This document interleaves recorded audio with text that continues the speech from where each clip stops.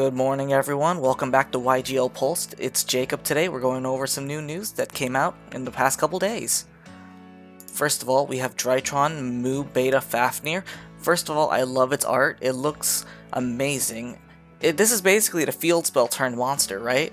Like Fafnir and Fafnir being their field spell. Let's see.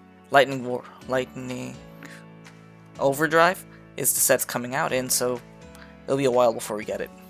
It's a rank 1 light machine Xyz effect monster. 2000 attack, 0 defense, like every other Drytron main deck monster, except for the rituals. Its materials are 2+ level 1 monsters, so you can make this using a whole board of Drytrons. You can only use this card's first and third effects once per turn each. That's pretty good. They better be good effects. If this card is Xyz summoned, you can send one Drytron card from your deck to the graveyard. That is very good. Being able to send any Drytron card from the deck to the graveyard makes it a better Foolish Burial for the deck, and it comes from the extra deck, so you don't have to worry about not drawing into it, considering Foolish Burial is a 1-of, because it's limited.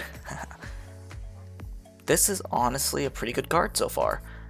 Its second effect is if you attribute a monster for a ritual summon you can attach the appropriate Xyz materials from this card instead.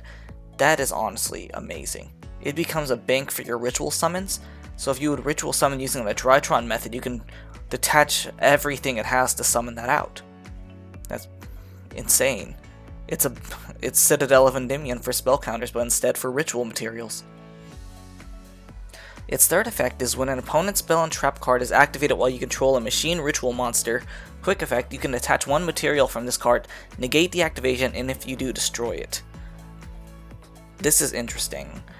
So, say your board ends on Vanities, this card, and the big ritual that they play that sends cards as a quick effect to the graveyard. If your opponent tries to evenly match you, you can negate it. If they activate Droplets and don't use like Monster as one of the cards they discard off of it, you can negate it, so Vanity's still alive. And same thing with Imperm. This is honestly an amazing card. Honestly, I personally say it's a 3-of in the extra deck, even though considering the extra deck is pretty tight for that deck right now. Thank you YGO organization for this. This is a 3-of card, I believe. Either 2 or 3-of. It's a very good card. It's a negate, it's a foolish, and it's a bank. And it also being 2000 makes it so Drytrons are the first deck that can ritual summon using an Xyz monster. Crazy times are going in, man. Okay, so our next card, we have the new Rose cards that were released on the live stream. So let's see. Basil Rose Shoot is the first card we're reviewing. It's a quick play spell card. You can only use each of this card's first and second effects once per turn. Special summon one Rose Dragon monster from your hand or graveyard in defense position. So that's a quick play monster reborn. Pretty good, honestly. If this Dragon Link material, that's what I'm thinking of. It can bring back white and red Rose. If the set card is destroyed, you can target one of your Black Rose Dragon or one of your monsters that specifically lists this card in its text, that is banished or in your graveyard, special summon it. That's cool. So basically wherever Black Rose is, it can always come back if it's in play. That's very good, but I wish it would mention Black Rose Moonlight Dragon also. Now let's see. Blood Rose Dragon, a level 10 Fire Dragon Synchro effect monster. 3200 attack, 2400 defense. It takes a tuner and a non-tuner. Generic, I like it. Level 10. Kinda like Red Dragon Archfiend with its Tyrant. If this card is Synchro summoned, you can banish all cards from the graveyard. Then if this card was Synchro summoned using Black Rose Dragon or a Plant Synchro monster as material, you can destroy all other monsters, all other cards on the field. That's cool. It will banish everything from the graveyard. And then if you use Black Rose, it can destroy everything else. That's why this Basil Rose Shoot focuses so much on Black Rose Dragon, so if you have Basil Shoot and Blood and ways to get into Black Rose, you can bring out Black Rose, pop the board, then use Basil Rose Shoot, bring back Black Rose, and if you have a second Basil Rose Shoot that was popped, you bring back Black Rose Dragon, and then considering if you have a level 3 Rose Dragon Tuner, you can bring out Blood Rose, so you can get rid of the graveyards. Okay, I like that. Let's see, Rocks Rose Dragon. I'm missing something here. Rocks. It has 1600 attack, 1200 defense. It's a level 3 Dark Dragon Tuner effect monster. You can only use each of this card's names first and second effects per turn, once per turn. If it's normal or special, you can add one card that lists Black Rose Dragon and its text from your deck to the hand, except Rocks Rose Dragon. Oh, that's its name. Okay. If this card is in your graveyard and a face-up Rose Dragon monster or plant synchro monster you control is destroyed by battle or an opponent's card effect, add it to the hand.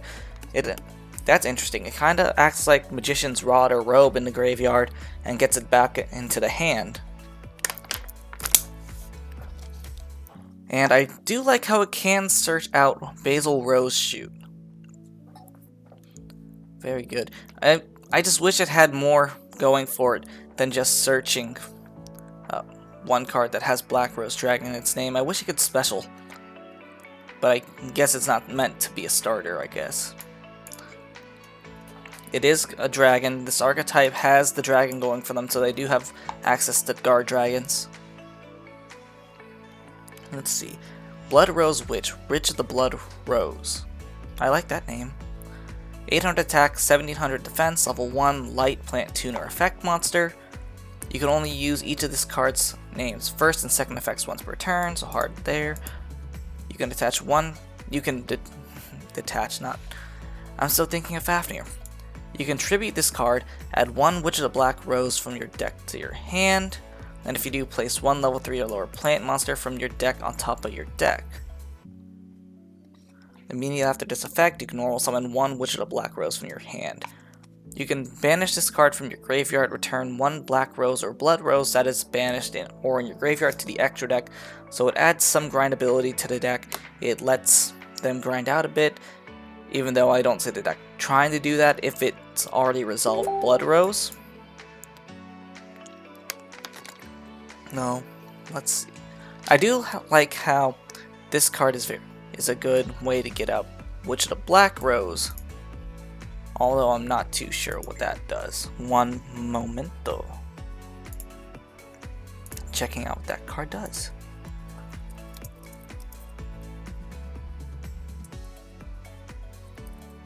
Okay, so if you guys don't remember this, here we are. Witch of the Black Rose is a level 4 tuner. Interesting. Cannot be specialed. If it's normaled and you control no other cards, draw one card. That doesn't make sense. Does it tribute itself? Yes, it does. So it's just a draw, but you're still wasting a normal. Correct me if I'm wrong though in the comments. I'd love to see that. Here's, looks like it's the last bit on this page. Garden Rose Flora. Level 5 light plant synchro tuner effect monster with 800 attack, 1600 defense. It's generic, one tuner, one non-tuner, or more. You can target one field spell on the field. You cannot special monsters from the extra deck for the rest of the turn except synchros. Also destroy that target, then special one Rose token to its controller in attack position.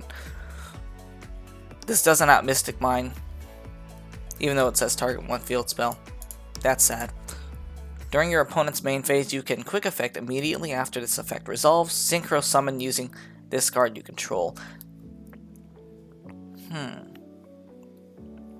It's a good Hulk target, but I don't know its potential.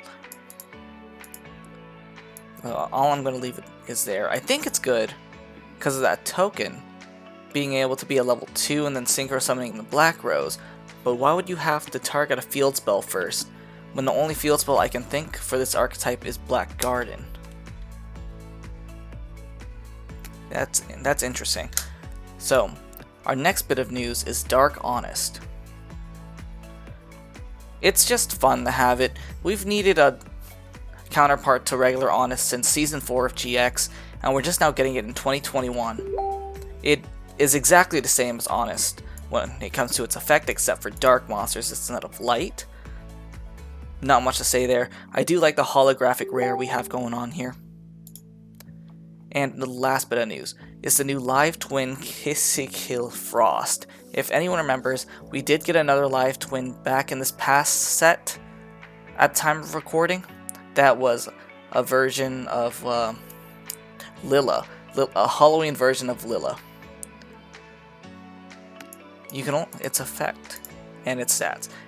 It's a light aqua effect. I don't like that it's aqua. I don't like that it's level 2. But its stats are okay.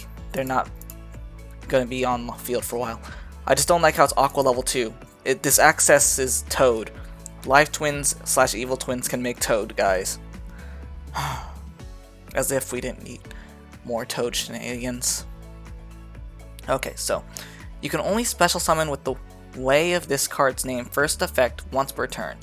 You can only use this card's name second effects once per turn. If you control a Lilla monster, you can special it from the hand.